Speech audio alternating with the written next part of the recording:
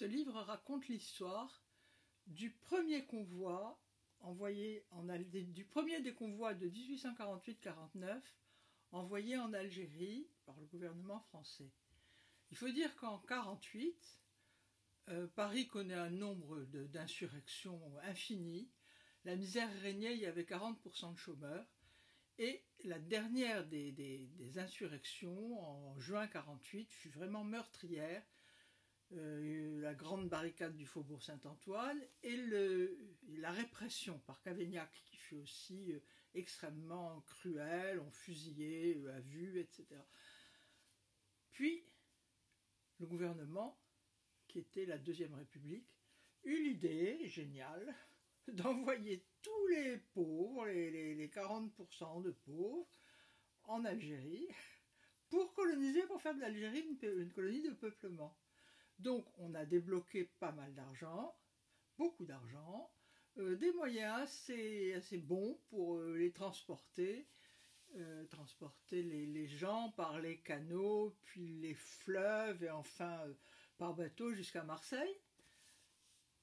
Et ils découvrent donc, les gens qui avaient vécu, des petits ouvriers parisiens découvrent déjà la France, ce qui les épate un peu. Et puis, ils arrivent en Algérie, et là, la déception est immense.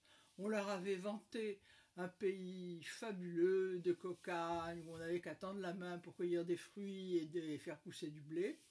Ils arrivent dans des landes désertes, mal irriguées. Les petites maisons qu'on leur avait promis ne sont pas construites, ils doivent coucher à une cinquantaine sous la tente. Enfin, c'est vraiment horrible. Et l'histoire, mon histoire, qui ne va pas jusqu'au bout bien entendu, se termine par une épouvantable épidémie de choléra, l'épidémie de 1949.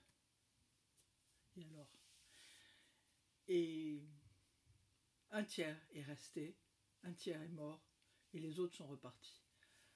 Mon roman suit deux couples de petits Parisiens proches des émeutiers qui s'enfuient et racontent leur histoire, qui est vraiment étonnante. C'est vraiment étonnant. Voilà, je vous souhaite une bonne lecture. Au revoir.